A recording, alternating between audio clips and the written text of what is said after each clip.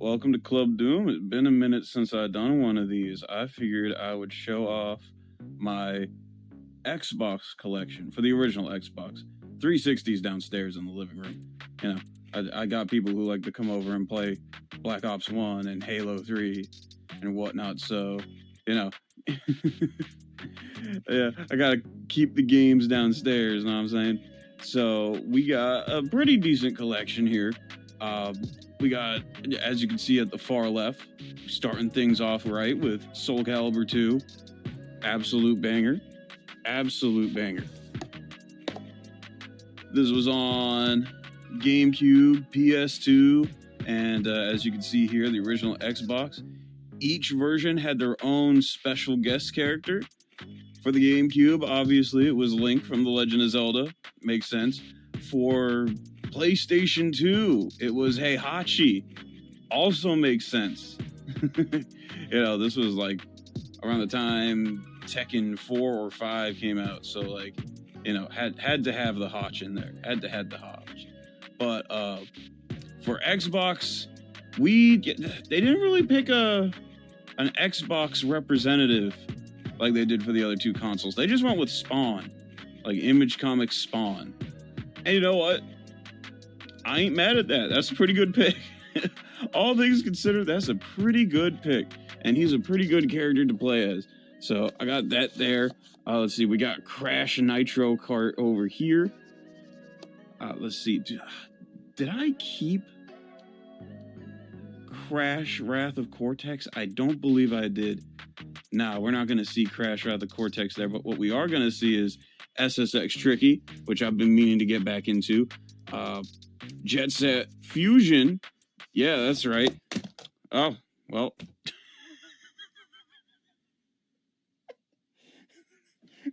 Roll with it. Roll with it. Where'd it go? Oh, God. It traveled pretty far. I guess we ain't looking at shit. So we got the Metal Gear Solid 2, you know, and Tenchu Wrath of Heaven. It's called Return to Darkness here on the original Xbox. Hell yeah. So if you've ever played Wrath of Heaven, it's basically Return of Darkness on Xbox. They're the same game. Let's see, we got Metal Gear Solid 2, also ported from the PS2. Great game. I still need to play Ninja Gaiden. I'm a huge fan of Ninja Gaiden on the NES, but you know, I've still yet to actually play this Ninja Gaiden, which I need to like immediately. We got Pac-Man Worlds 2 and 3. Obviously, Pac-Man World 2 is the superior Pac-Man world. It is the best Pac-Man world. Fight me. Oh, and we got Kakuto Chojin. Alright, so this is an interesting game. I believe Rebel Taxi did a video explaining why this game in particular got recalled. It is, for lack of better terms, a Tekken clone on the original Xbox, exclusive on the original Xbox. It got recalled because they did a no-no. They did a oopsie-daisy on the soundtrack. They used a Muslim prayer song, which, like, if you know anything about Islam, like, you cannot use, like, prayer hymns for shit like fighting video games. Okay, that is I don't know who the fuck that was a good idea. But yeah, there's two versions of the game, one with the song, one without the song. As a result of that controversy, the game kind of tanked. It bombed. It did not do well. But the version here, this is the pre-recall version. So I have the haram version, I guess you could call it, if I can even say that. If that's even appropriate to say, I don't even know. I had this back as a kid. I specifically asked for this game for the Winged Dragon of Ra card that came with it. It came with Winged Dragon of Ra and like two other cards. I was like, oh my god, I have to get it for the Winged Dragon of Ra card. So I got it. It's a fun game. It's a good game. Probably the best Yu-Gi-Oh game that actually played like Yu-Gi-Oh back in the day. Okay, for some reason, Yu-Gi-Oh had this weird habit of dropping video games that weren't Yu-Gi-Oh card games. Like I remember War of the Roses or something, Duel of the Roses, some shit like that. And like it played nothing like a Yu-Gi-Oh game. It was like some like Fire Emblem like shit, I think. Half-Life 2, classic. There's some interesting things about this port. This is an interesting port because they did quite a bit. They did quite a lot with this, actually, to differentiate it from the PC version. Well, but you know, if you ask most people, the main difference between this and the PC version is the slowdown. Unfortunately, it could not handle all Half-Life 2 had to offer, but it makes some interesting changes. Like, for example, Dr. Brain in the beginning when he's on the projector, like there's actually reverb. That always threw me off in the original PC version. How like Dr. Brain's speech on the TV monitors, it never had any reverb as it was echoing through the train station. That always sounded weird to me. Well, they added it here. It's on here. It's on the Xbox version. It makes sense from a acoustic point of view, I guess you could say. We got Blinks 1 and 2. That's right.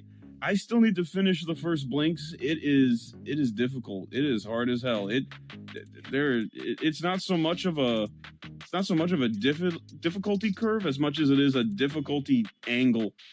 It really starts kicking your ass towards the tail end of the game. Towards the tail end. Here we got the 3 Dead or Alives, the 3 Dead or Alive games. There is a 4th Dead or Alive game that was on the Xbox that I dare not speak of. It is at one of the stores I frequent, but it is $40, and I am not dropping $40 on that. I am not dropping $40.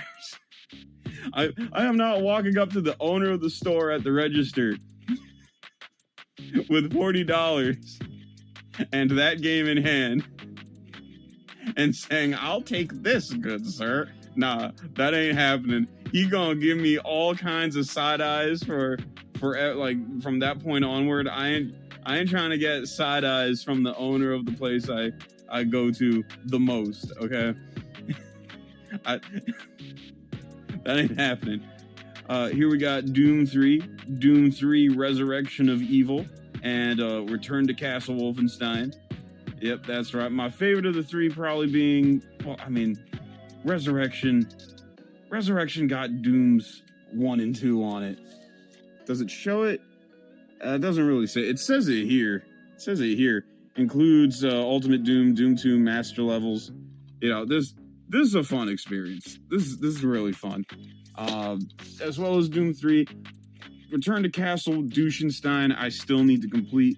It's still in the works. Serious Sam 1 and 2. Classic. Oh my god.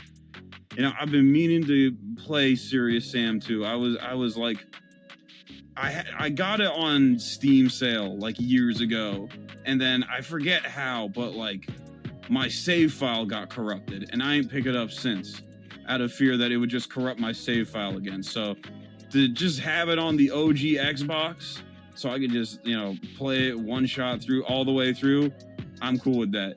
It's apparently a very like long game too. Like it finna take me a while. So I'll be all Serious Sam'd out finally when I finish that. Unreal Championship, goated. Rainbow Six 3, goated. Marvel vs. Capcom 2.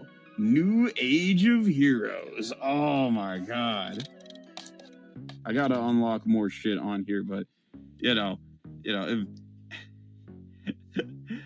this is such a goated fighting game. This is so good. This is like top 5. This is like top 5 fighting game ever. Like it's not even, I wouldn't even say top 5 of like my favorite fighting games, but like just fighting games in general. Then we also got KOF 02 and 03.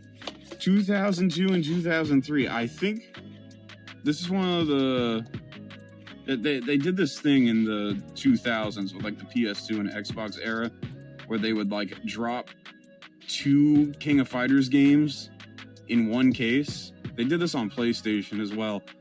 This is the only combo pack on the Xbox. The only other King of Fighters game I can think of on Xbox is like the Neo Geo Coliseum. Oh, and Maximum Impact. I think the Maximum Impact games are also on here. We got... I've been meaning to play this again. This is a childhood favorite. I loved this game as a kid, so I'm looking forward to picking this back up. And then we got the last great football game before EA Sports bought the exclusive rights to the NFL and effectively ruined football gaming forever. And on that very, very sad note, I'm going to try to desperately reach for Jet Set Radio Fusion behind the shelf where it fell for the rest of the day. Y'all have a good one. Peace, peace, peace. And as always, sweet nectar.